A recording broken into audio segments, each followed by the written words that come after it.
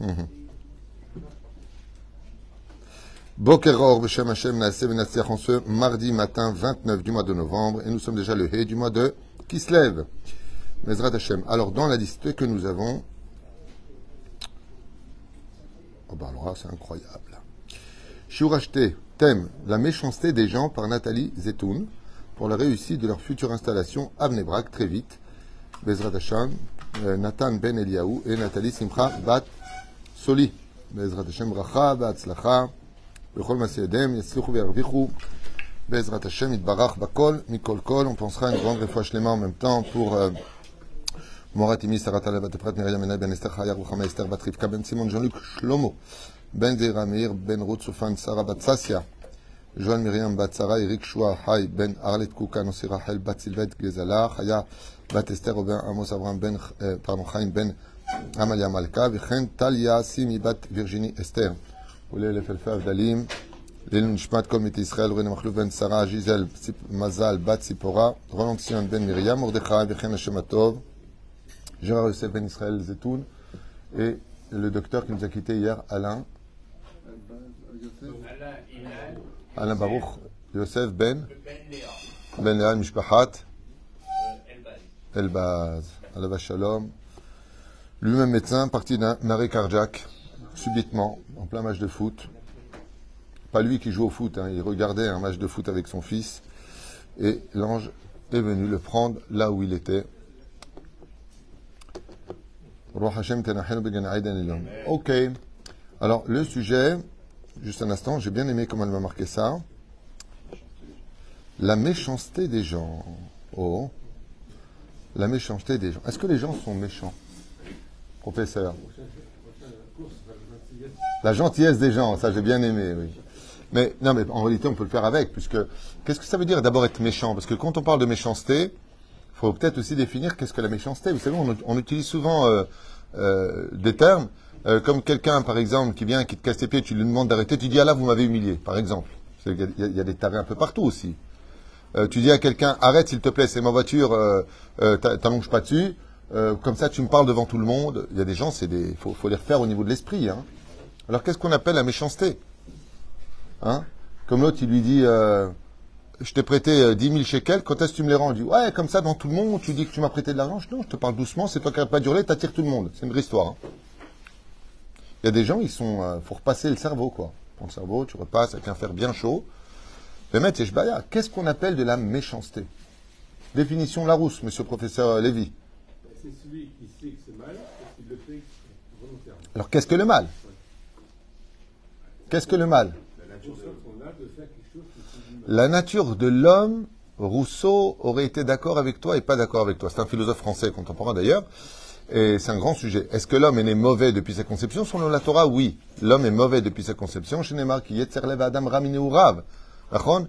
Qui Marchevot Ra'a, les pensées de l'homme sont mauvaises toute la journée. Elles sont empreintes de recherche d'honneur, de jalousie, de respect, toujours à la recherche de choses qui vont dans l'intérêt qui vient vers nous. La gentillesse est vouée essentiellement vers l'autre et la méchanceté est vouée essentiellement vers nous. C'est-à-dire que cela me dérange et on va traduire maintenant le mot mal, donc le mot méchanceté qui est relié au mal. Qu'est-ce qu'on appelle le mal dans le judaïsme? Tour de Moussard ce matin sympathique. Le mal, c'est tout ce que nous définit la Torah. Tout comme la Torah te dit que, par exemple, être mechalel Shabbat, c'est mal, que d'humilier une personne en public, c'est mal, ainsi de suite. Cette même Torah, elle te dit que pour sauver la vie d'un juif, c'est bien de prendre sa voiture et de l'emmener vite à l'hôpital. Tout comme elle t'interdit d'humilier, elle te dit qu'il y a des cas où il faut humilier une personne, par exemple quelqu'un qui viendrait qui volait les tzedaka, d'accord? Qui vient et qui vole les tzedaka, ou une personne qui incite les autres à ne pas respecter la halakha dans une synagogue, en disant, ou qui fait un mauvais nom au Rav dans la synagogue, comme ça s'est passé une fois à Jérusalem, avec mon Rav. J'ai vu mon Rav humilier une personne devant 300 personnes, mais le rendre une cacahuète, et le mettre dehors lui-même. Lama, parce que tout ce qu'il disait le Rav, tu sais, c'est loi à lui, nous on faisait pas comme ça dans notre endroit, tu vois pas pour qui il se prend celui-là, hop, pas une fois, deux fois, trois fois, le Rav, il a remis un petit peu à sa place, et il a même mis en kherem. Je me rappelle ce qui s'était passé, c'était terrible. Il a mis en kherem, carrément en kherem, et il s'est moqué du kherem du Rav. Il a mis en Oui, on dit pas retranchement, on dit hein, quarantaine, ouais. Et son rave, c'était le Rav Mordechai Eliyahu. Et il est parti le voir, et il lui a dit Shalom Kvod Harav. Il a posé des questions, il a dit de toute façon, là où je prie, à Armon Anatzib, il y a le Rav Aryeh Garbian qui m'a mis en quarantaine. Et quand le Rav Mordechai Eliyahu a entendu le nom du Rav Aryeh Garbian, il lui a dit Rachav, attends de moi tout de suite. Mets-toi à 2 coudées de moi. Donc il a compris que c'était pas n'importe qui. Il est parti lui demander pardon à distance. Le Rav lui a pardonné en public à la condition de Zetani Dibour à la synagogue. Alors vous allez me dire, quoi, c'est pas de l'orgueil pour qui se prend? Vous allez me dire, de quel droit il se permet d'humilier en public? Réponse, tout comme Dieu te demande de faire Shabbat, Nachon, qui est le bien, il te dit de l'Echalel Shabbat, qui est aussi le bien. Tout comme il y a une mitzvah, il y a une mitzvah. Est-ce qu'on a le droit de manger du chien? Non, strictement antinomique. Celui qui attrape la rage par un chien, qu'est-ce qu'il doit manger, dit la Gemara? Son foie. Il faut manger le foie du chien pour guérir de la rage qui t'a mis. Comme ça dit la Gemara. On va pas le faire, hein. Mais juste que vous compreniez que la définition du bien et du mal, ben, elle a commencé avec l'arbre de la connaissance et ils étaient entremêlés. Ça veut dire que, allez, on va poser une question. Qui a fait sortir les enfants d'Israël et leur a donné la Torah? Moshe Rabbeinu. Très bien, Chazak pour les réponses. Je vois que vous êtes très chaud. Et qui a fait faire tchouva à tout le peuple d'Israël comme personne n'a réussi avant lui? Non, pas du tout. Il n'a pas réussi, justement. Non, on n'a pas le temps. Aman, Aïta Leoudim Ora, Vesimcha, Vesasson, Veikar. Comme ça dit la Gemara. Aman, il a fait faire tchouva à tout le monde. Aman, c'est le mal. Mordechai, c'est le bien.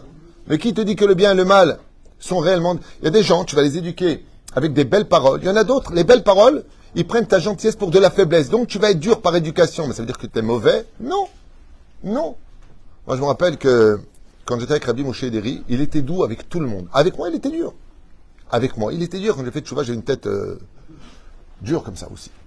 Et je lui ai dit, mais pourquoi vous êtes tout le temps dur avec moi et pas avec les autres? Il m'a dit, parce que il y a beaucoup à casser. Quand j'ai fait tchouva, je venais de tellement loin. Il m'a dit, il y a beaucoup à casser. Je ne peux pas avoir le même langage avec toi. Et toi, je compte sur toi. Alors j'ai dit, bon, ok. Non, mais elle m'a sorti des trucs horribles. Hein. Je ne vais pas vous les dire. Hein. Mais ça faisait peur. Non, je ne dirais pas. Mais juste pour vous dire comme ça que qu'est-ce que ça veut dire faire du bien et du mal? Par exemple, nous avons le cas d'une personne sur laquelle elle doit être symboliquement à une place d'honneur. D'accord? Elle est la femme, comme hier on a parlé, la femme du président, ou la femme du Rav, ou la femme d'un Cohen, la femme d'une personne, d'un patron important. D'accord?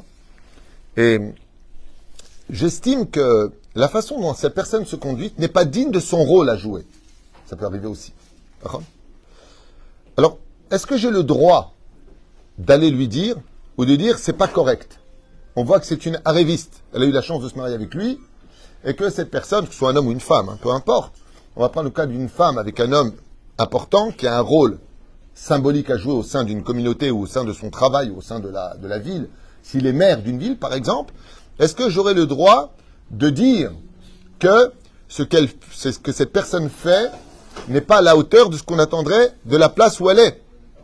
Hein? Quoi, non?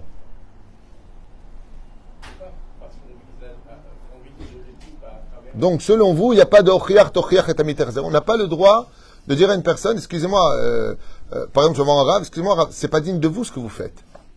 Hein? On attend d'un Rav de l'humilité, on attend d'un Rav de la patience, on attend d'un Rav des kafsrout. Un Rav, il a un rôle à jouer sur lequel les midot sont sa carte d'identité, quelque part. D'accord? Et la rabbinite, ben là aussi un rôle à jouer, mais si t'as une rabbinite qui vient et qui est hyper vulgaire et qui parle comme une baltringue et que, on va dire, excusez-moi, mais vous êtes quand même symboliquement une représentante spirituelle, si c'est la femme d'arabe ou la femme du patron ou, en fin de compte, je dis souvent que le respect que tu demandes en contrepartie du regard des autres doit t'appartenir en même temps à la hauteur de ce que tu es. Tu peux pas te comporter comme une serpillière et demander qu'on fasse de toi un drap de soie. Tu veux qu'on te voie. C'est comme ça que c'est marqué dans le Midrash. Nous étions à leurs yeux comme des sauterelles. Chazal, ils disent, vous êtes vus comme des sauterelles. Alors on vous a vus comme des sauterelles. Et, psychologiquement, il y avait une émission qui avait eu lieu il y a très très longtemps sur une personne qui n'était pas belle du tout. On me posait la question pourquoi elle sortait toujours avec des mannequins. Bon, c'est pas vraiment très important, mais et elle a dit parce que moi je me vois beau. Il s'est créé un charisme de beauté. Bon, il ne faut pas être non plus mytho. Mais lui, il se voyait pas moche. Il se voyait donc il s'habillait bien. Et son charisme a fait son charme, même s'il n'était pas très beau d'extérieur. C'est un peu la même chose. Quand tu veux qu'on te respecte, c'est-à-dire qu'on pourrait poser la question aux autres, pourquoi vous ne me respectez pas? Et l'autre lui répondrait, pourquoi tu fais pas en sorte qu'on te respecte? Je sais pas si tu comprends ce que je veux dire, mais c'est-à-dire que quelque part, est-ce que toi, tu dois pas aussi gagner le respect des autres? Tu vois ce que je veux dire? Par exemple, une personne qui parle trop, elle parle, à la synagogue, elle parle. On va lui dire, excusez-moi, mais si vous êtes la femme du Rav et que vous passez votre temps à parler constamment, ben, c'est pas un exemple pour nous. Moi, je me rappelle qu'une fois, dans une synagogue à Paris, je rentre à la Beth Knesset, je vois le Rav faire la bise dans la synagogue avec une femme. Ah, Jacqueline, comment ça? Le Rav qui fait la bise. Dans la synagogue. Mais pas dehors, dans la synagogue, devant les Torah. Dans la synagogue. Je me rappelle qu'une fois aussi, pareil, j'étais dans une autre synagogue, dans un arrondissement. Peu importe, ça arrive aussi ici. Hein, ce que je dis là-bas peut arriver ici. Il faut pas. Je suis pas en train de détruire ici plus que là-bas. Je donne des exemples que j'ai vécus là où je les ai vécus. Et je suis en train de dire comme ça pendant Kaddish, les gens parlaient. Chut, oh, quand moi je viens d'arriver. Oh. Et à un moment, j'ai arrêté net. Pourquoi, d'après vous? Non, j'ai arrêté net de faire des remontrances, d'arrêter de demander aux gens d'arrêter de parler pendant le Kaddish pour une raison très simple, d'après vous. Laquelle? Exactement. Le Rav parlait pendant le Kaddish. Comment tu veux que moi je demande au Tzibour de se taire alors que le symbole de la sagesse lui-même se comporte comme un singe? Comment? Si le Rav il parle pendant le Kaddish ou pendant la Chazara, le Rav lui-même il parle. Encore une fois, je suis ici dans mon coin, on vient me poser des questions. Combien de fois et qu'est-ce que je fais à chaque fois? Attends. Odmehat. Attends. Et les gens te disent, ouais, mais c'est urgent. Je dis, oui, sinon tu ne me parlerais pas maintenant. Mais attends quand même. Des fois, si c'est en rapport avec la prière, dis-lui qu'il fasse pas ça. Dis-lui qu'il y a un khatan. Ça, c'est les tzorech hatfila. C'est-à-dire, dans le tachles des choses, la méchanceté, elle est très dangereuse à définir parce que, dans ce cas-là, on pourrait dire que Dieu est méchant. Le bon Dieu, ben, il est méchant. Un homme qui perd sa vie hier d'un infarctus, un bébé qui naît avec un problème, un mec qui était riche qui a tout perdu, c'est pas le bon Dieu, c'est le mauvais Dieu. Qu'est-ce que je t'ai fait? Alors, qu'est-ce qu'on appelle le bon et le mauvais? Pour pouvoir faire un cours sur la méchanceté, il faut être quand même assez défini dans ce que l'on appelle le bien et le mal. Ce qui n'est pas du tout évident de nos jours. Par exemple, la personne peut être méchante, mais ses intentions sont bonnes.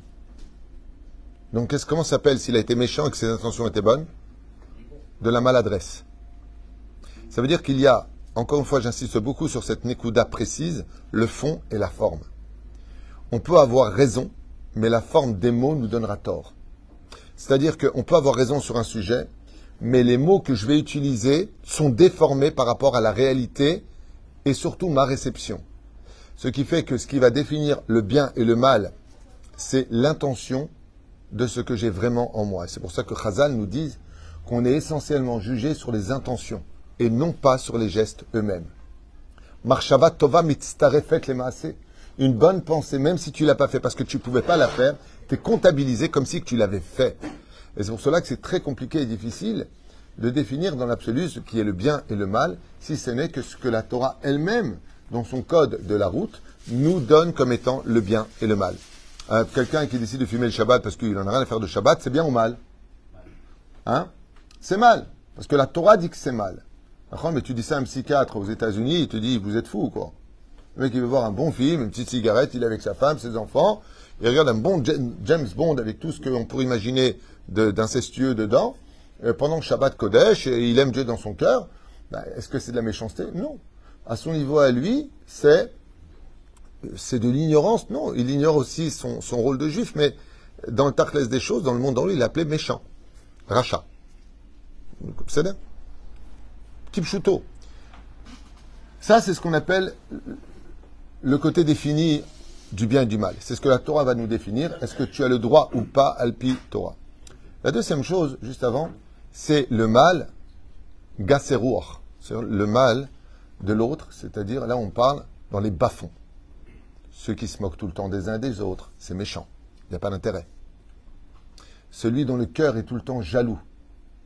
La jalousie mène l'homme à devenir mauvais. Celui qui est persuadé que lui n'a pas à se réparer, qui voit que des défauts chez les autres, duquel la Gemara nous dit de lui, Kol aposel, bemumo posel. Tout celui qui voit le mal chez les autres, c'est parce que ce même mal vit en lui. Et qu'un des plus grands secrets qui soigne la méchanceté, c'est d'apprendre à s'occuper de soi-même et de se soigner soi-même jusqu'à vraiment être parfait aux yeux des autres. C'est-à-dire que les autres te disent « Mais toi, tu n'as pas beaucoup de choses à ranger, toi, tu es quelqu'un de bien. Toi, t'es... » Les gens disent « Moi, je suis très bien. » Tu ne peux pas te définir toi comme étant très bien. Qu'est-ce qu'en pensent les autres? On vit pour soi et à travers les autres. C'est le Zéperoucha d'Avar. Qu'est-ce que vous voulez dire, professeur? Je vous dis que le bien et le mal ne peut exister que s'il y a d'abord un interdit. C'est la condition sine qua non pour qu'on puisse savoir ce qui est bien et mal. Alors ça aussi, c'est compliqué de dire que le bien et le mal peuvent exister que s'il y a un interdit, parce que ce qui est interdit pour moi n'est pas interdit pour toi. Je vais donner un exemple. Inachinami. Je vais donner un exemple. Grâce à Dieu que Dieu te garde tes enfants, Gamiel, Shembrech, Oto, Bechal, Shalom. Quand il était petit, tu t'es jamais permis de l'humilier, de lui crier dessus en public? Au moins une fois. Tu as enfreint un interdit, mais tu te l'es permis. Pourquoi tu te l'es permis? Pour son éducation. Encore une fois. Le plus important, c'est quelles sont les intentions. Par exemple, quelqu'un te dit quelque chose qui est méchant. L'une des premières actions qu'on doit avoir dans la discussion, si on veut ouvrir une discussion, c'est de lui dire, si tes intentions étaient de me faire du mal, tu as réussi. C'est quoi la suite? Si vous comprenez ça, c'est énorme. C'est quoi, quand tu as une discussion avec quelqu'un, c'est quoi? Est-ce que tes intentions, c'est de me faire du mal?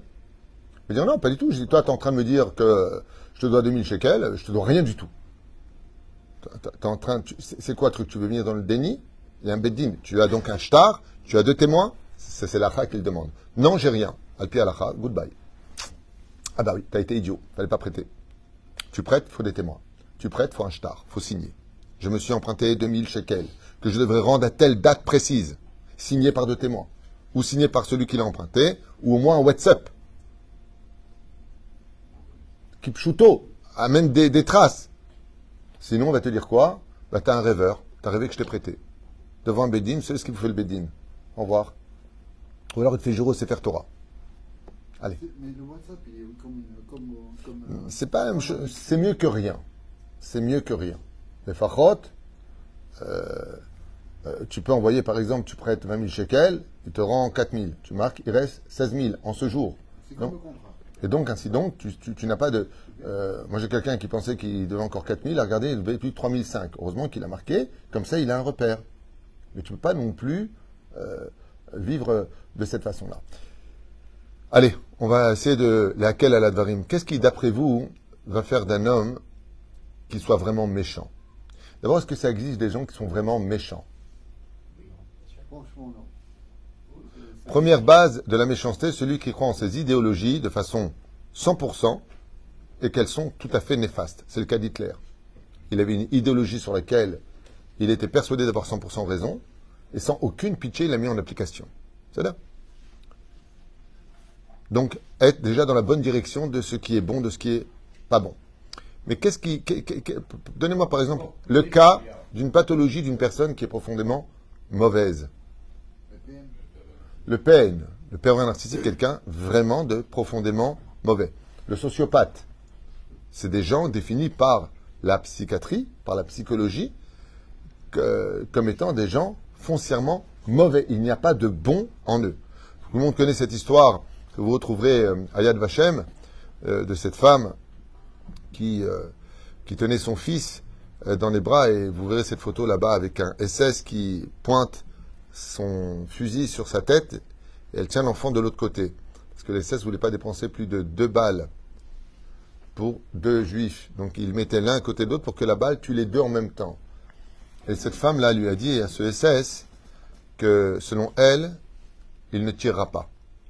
Et juste avant de lui tirer la balle dans la tête qui tuera et la mère et l'enfant malheureusement, le SS lui a dit en ricanant comment est-ce que vous avez vu en moi que je ne vous tuerai pas?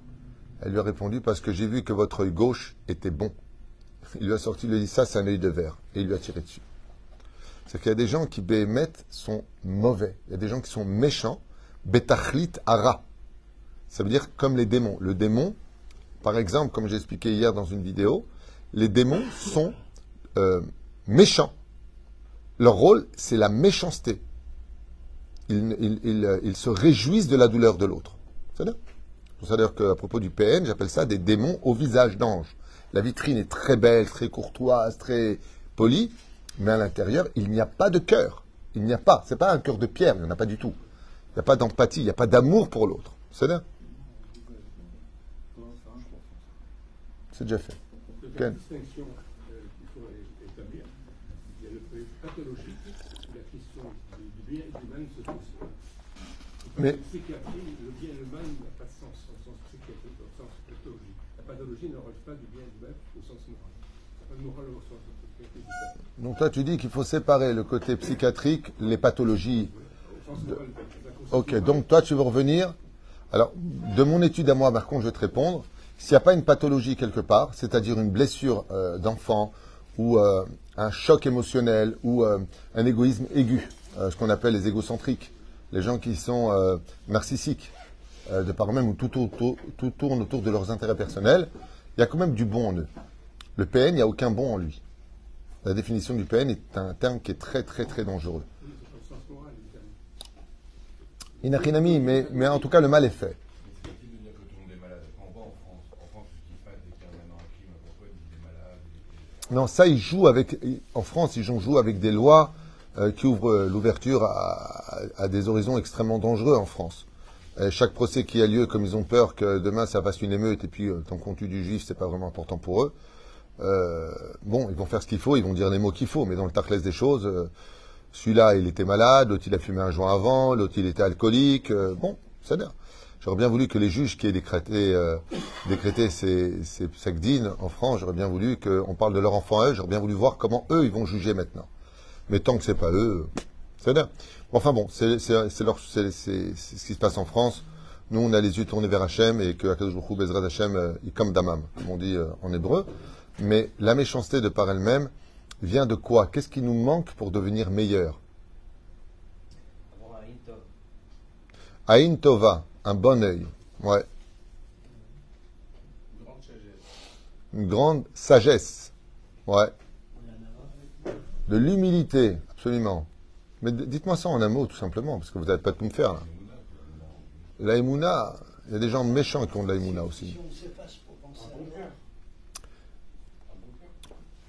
Oui, un bon cœur. Il y a des gens qui ont un bon cœur. Il faut savoir que la Gemara nous dit dans Masechet Avot,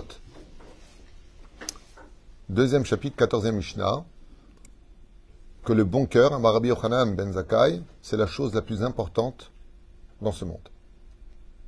Quelqu'un qui a un bon cœur n'est pas méchant. Il peut être maladroit, mais il n'est pas méchant. Il y a des gens qui ont un mauvais cœur. Un cœur haineux. Ils ont de la haine. Ils ont de la haine. Donc, qu'est-ce qu'on doit faire pour devenir meilleur? Non. On peut être quelqu'un de très religieux, comme Doega Adomi, comme Korach, et d'être quelqu'un de profondément méchant. C'est l'onachon.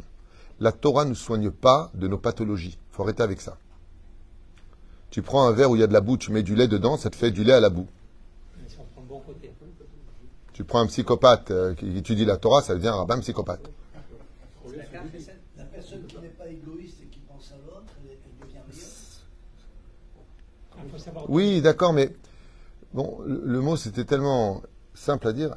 Tout à l'heure, on a dit que nous avions le bien et le mal.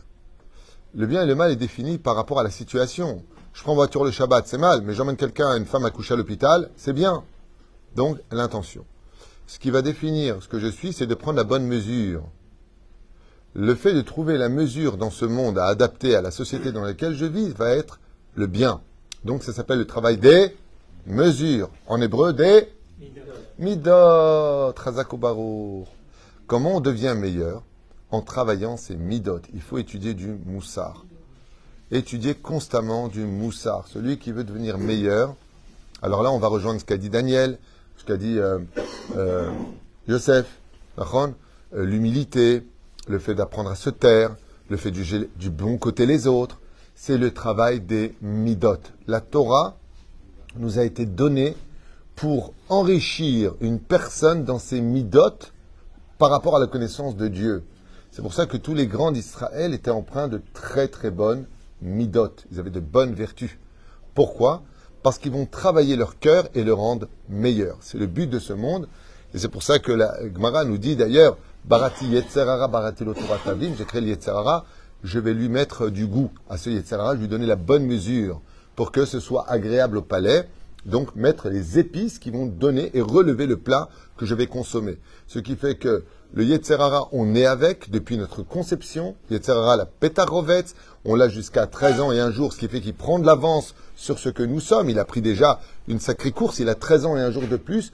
Et il va falloir que j'adoucisse ce Yetzerara, parce que le Yetzerara, eh bien, si c'est une épée, elle peut aussi me servir, non pas simplement à tuer, il faut que je m'en serve pour qu'elle me défende. Il y a une différence entre, comme l'armée d'Israël, c'est pas l'armée d'attaque d'Israël, c'est l'armée de défense d'Israël. Israël n'attaque pas les pays, Israël se défend des pays qui l'agressent. L'armée de défense du pays. On se défend par rapport aux agressions que nous avons. La Torah nous a été donnée pour qu'on ait le Yetzirah, qu'on ait une arme. Seulement pour rendre cette arme docile et nous défendre, et non pas blesser ou tuer, comme on l'a vu qu'au Beth Amikdash, on n'utilisait pas le fer pour le fabriquer, on prenait le chamir, ce petit verre. Pourquoi? Parce que le fer sert à tuer. Donc, on va utiliser le côté pacifiste de telle façon à ce que Bezrat Hashem, notre Yetzirah, ne serve pas à tuer, mais à nous défendre. Je prends un bâton pour me défendre, une épée pour me défendre. Le travail des midot que nous avons, maintenant, va nous amener à devenir meilleurs. Juge du bon côté, voit le bon côté comme qu'en lui. Par exemple, tu vois une femme qui est mariée avec un rabbin qui n'est pas à la hauteur d'être la femme, la rabbinite. Par exemple, ok? Bah, au lieu, tu as deux façons de voir les choses. Je suis désolé, quand on est la femme d'arabe, on parle pas comme ça, on se comporte pas comme ça, tu parles comme une chiffonnière ou je sais pas quoi. Ça peut être dit, mais c'est méchant, ça construit pas, c'est quoi le but? Puis à l'autre côté de celui qui a travaillé ses midotes et qui va dire, waouh, tu te rends compte d'où elle vient, en plus elle s'est mariée avec un rave, quel courage il faut! Quel courage il faut de venir d'une situation avec tellement de cicatrices, de souffrances dans la vie, et en plus de prendre le rôle qui est tellement difficile. Alors au lieu de la critiquer, je vais l'aider. Je vais devenir son ami, je vais essayer de la soutenir. Et c'est deux façons d'être. Alors je vous pose la question, celui... Hein? D'abord, on est dans une génération aujourd'hui, personne n'aime être pris. Hein. Même ceux qui en parlent, on n'aime pas être pris dans cette génération parce que on en a tellement plein sur le dos, tellement d'épreuves, qu'on voit les gens quand ils nous disent qu'on doit arranger ou ce qui ne va pas chez nous, on a envie de lui dire, et non, ne me rajoute pas toi, ok? C'est-à-dire qu'on a envie de lui dire, tu sais pourquoi je suis comme ça? Parce que si tu sais tout ce que j'ai vécu, oh baba, je t'ai rien dit, juste ça par rapport à ça. On est dans une génération où il n'y a plus de peau sur la chair. On est à la chair vif. On est chair, on est écorché vif. On est tellement abattu par... Qui n'a pas des malades à l'hôpital dans les familles, qui n'a pas le deuil dans la famille, qui n'a pas des problèmes d'argent dans la famille, qui n'a pas de divorce dans la famille. Et de l'autre côté, il y a des mariages, il y a des brit milot. On est dans un monde aujourd'hui où tu es tellement un combat de tout avoir. Le Shambait, c'est un combat. L'éducation des enfants, c'est un combat. La Parnassa, c'est un combat. Il n'y a pas de repos dans rien. Donc, en plus, tu viens à personne, tu as à la synagogue qui dit, excuse-moi, mais tes tefilines, t'as pas le droit de mettre comme ça, il faut... Trouve au moins les mots, sois sympathique, ça y est, stop, déjà que j'avais pas envie de venir ce matin, toi tu m'as fini. C'est-à-dire qu'il faut quand même prendre beaucoup de recul. Et puis, il y a aussi les gens qui sont chutzpan. La chutzpah, on est dans une génération de chutzpah.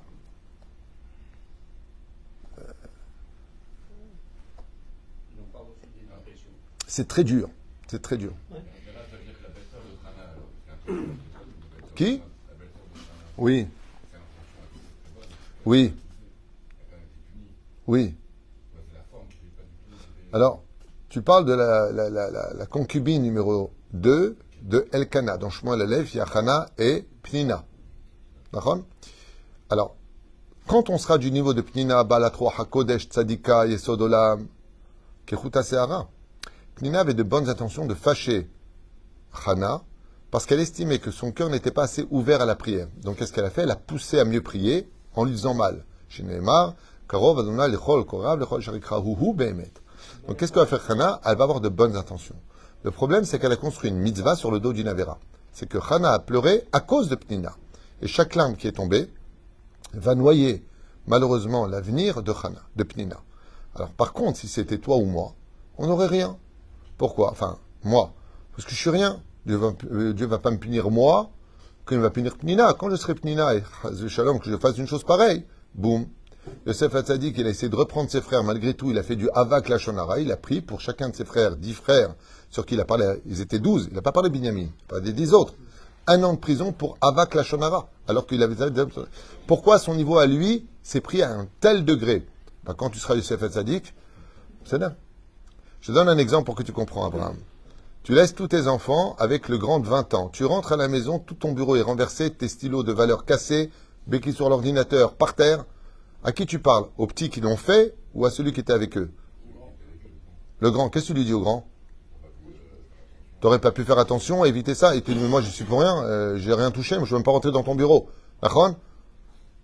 C'est exactement pareil. Quand on sera Pnina ou Yosef Hatzadik, ta question aura lieu. Pour l'instant, on n'est pas à ce niveau-là. Juste en reprendre ce que je disais tout à l'heure. Mechila. Je ne pense pas que dans les cabinets de psychiatrie, le médecin va chercher à soigner ou à guérir le patient avec de la morale. Son problème, c'est de voir quelle est la pathologie de la personne pour l'amener par lui-même à découvrir les liens dans son passé à l'enfant, inconsciemment, qui l'ont conduit à sa... J'ai bien compris, mais là, on rentre dans une thérapie de pathologie. Non, alors, il faut savoir une chose. Le pervers a deux sens. Le pervers a donné la perversion, qui est la pathologie, et la perversité de la méchanceté. Deux registres différents. Ok, on va retourner chez les gens normaux.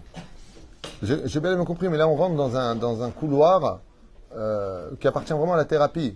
Encore une fois, il n'y a pas de thérapie. Par exemple, on va prendre le borderline, qui fait vraiment beaucoup de mal. C'est une pathologie qui est invivable. Quelqu'un de borderline, tu sais jamais sur quel pied danser avec lui. À 10h du matin, heureusement que tu es là dans sa vie.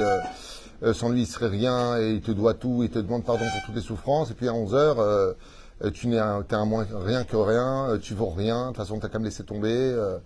Bon. Non, le bipolaire, ça n'a rien à voir. Rien à voir. C'est une autre maladie. Encore une fois, on ne va pas détailler sur le sujet. Mais c'est pas de la méchanceté. Là, on parle de pathologie. Donc, la pathologie sort du domaine de la méchanceté parce que elle a besoin d'aide.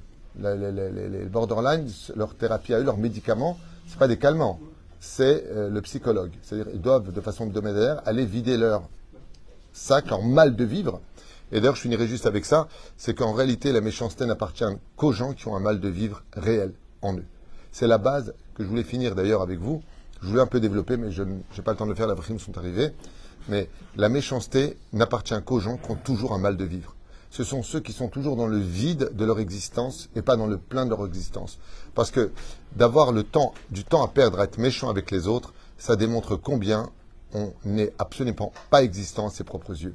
Quand on est heureux dans son bonheur, quand on est conscient de ce que l'on a, quand on est sa mère Bechelko, comme vous l'avez dit hier dans un autre cours, eh bien on n'a même pas le temps d'être méchant avec les autres.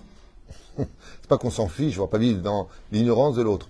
Mais je veux dire qu'on est tellement bien, qu'on a tellement de lumière dans nos yeux, que même l'autre, dans son obscurité, on arrive à voir l'étincelle de bien qui est en lui. Et à partir de ce moment-là, on devient ce que l'on appelle le médicament qui arrive à devenir meilleur. Et je le dis une fois de plus, malgré le fait que je crie sur les toits depuis 25 ans, c'est la chassidoute. D'où l'importance d'étudier la chassidoute, la vraie chassidoute. C'est celle du Balatania, celle de Moreno Arav Rabbeinu dans le... Sefer Amidot, l'écouter Etzot et surtout l'écouter Moharan, d'étudier vraiment la chassidoute, ça te permet, Béhémet, d'aller à la recherche de la lumière qui est chez l'autre et non pas de te suffire de l'obscurité et des défauts parce qu'on en a tous et c'est tellement facile de s'arrêter sur les défauts des uns et des autres alors que Dieu nous a donné une vie, voire des réincarnations pour y arriver. Nous, en un seul instant, on a déjà tout condamné. C'est pour ça qu'il faut faire attention, comme l'avait dit Rabbi Moshe Deri Zatzal, il me disait toujours, les jugements de l'homme sont toujours beaucoup plus durs que ceux de Dieu lui-même. Ken? Il peut y avoir des personnes qui ne sont pas religieuses et qui détiennent toutes ces qualités? Non. Non. Tchouva Ilo. Bernard, j'ai compris. C'est marqué dans Ndora Yana, Takshiv. Derech Eretz Kadma la Torah. Tu es en train de dire qu'il y a des gens qui ont du savoir-vivre avant la Torah, Nachon? Qui aiment les autres, c'est pas du savoir-vivre, qui ont des qualités. J'ai compris. Donc, Derech Eretz Kadma la Torah. Je viens de répondre. Derech Eretz Kadma la Torah, Nachon? Il y a des gens qui ont de bonnes bases pour devenir de grands sages. On est d'accord? Mais la Torah nous dit, Im en derech eretz, im en Torah en derech eretz. Sans la Torah, tu peux pas avoir vraiment un bon cœur. C'est curieux qu'il y a ça, il y a ce que tu as dit, il y a des gens qui ont une bonne base. Et Rabbi Moshe disait toujours que celui qui a un bon cœur, qui est chiloni, qui n'est pas dans la Torah, finira par faire teshuva. Tu as raison. Mais à quoi ça ressemble? Ça ressemble à quelqu'un qui a un super champ, mamache magnifique, de quoi faire grandir les plantes les plus exotiques et adaptées à toutes les fleurs, et il n'a rien fait pousser dessus. Ce qui fait que d'être bon Dieu il n'aurait pas créé les humains. Les moutons auraient suffi. Un mouton, c'est gentil, hein. Qu'est-ce que je te dise? Il fait pas de mal à personne, il fait pas de la shonara, et avec ses boyaux on fait des guitares, avec sa laine on fait des vêtements, avec sa viande on fait des michuis. Je veux dire, il fait rien de mal le mouton, et il peut même pas se défendre, même pas de dents, il mord pas, il fait rien. Ouais, on n'est pas des moutons, on est des humains. Et ce qui fait que dans le service divin que nous avons, il faudrait faire très attention de ne pas se suffire à dire j'ai un bon cœur, j'aime tout le monde, ça me paraît tout sans tout. Chazvé shalom, c'est pas du tout le but du juif. Le but du juif, ça c'est le terrain. C'est de faire grandir une forêt aux 1000 couleurs en l'honneur de Dieu. Halacha, Mishnah, Gemara, Parashat Shavua, devenir un chacham, Talmid chacham. Il n'y a pas marqué dans la Torah soit un bon mouton. Il y a marqué soit un homme et non pas un animal, rempli de sagesse à travers la Torah et l'enseignement. La da'at et Hashem. N'oublions pas que même si on doit avoir du savoir-vivre, etzraïm, il faut aussi consommer du etz da'at. Et comme dit le Rambam, le da'at est là pour la da'at et Hashem, et c'est pour ça que ça deviendrait très dangereux. Et les chachamim l'ont senti, qu'il y a des gens qui vont te dire, moi tu veux que je te dise une chose, je suis peut-être pas religieux, mais au moins, je fais de mal à personne. Et là, ce que tu fais, tu prends une chaise, tu dis, tu vois cette chaise, ouais, elle fait de mal à personne non plus. C'est trop simple de s'en sortir avec ça. La première question qu'on pose à un mort, c'est « Donne-moi tes heures d'études ». Parce qu'il est évident que la société dans laquelle on vit ne peut pas se perpétuer avec la méchanceté. On l'a vu avec le déluge, on l'a vu avec Sodome et Gomorrhe. Tôt ou tard, ça finit par s'éteindre. Tôt ou tard, Daesh s'éteindra. Tôt ou tard, les gens qui sont méchants, la société les rejette tôt ou tard. La nature ne veut pas d'eux. Et c'est pour cela que, de façon générale, il faut faire attention. Tu as raison, mais elle n'est que la base d'un magnifique immeuble qu'il va falloir construire avec l'effort. C'est pour ça que nos chachamim sont appelés bonaïr. Comment est-ce qu'on appelle les chachamim? Al tikra banaïr et la bonaïr.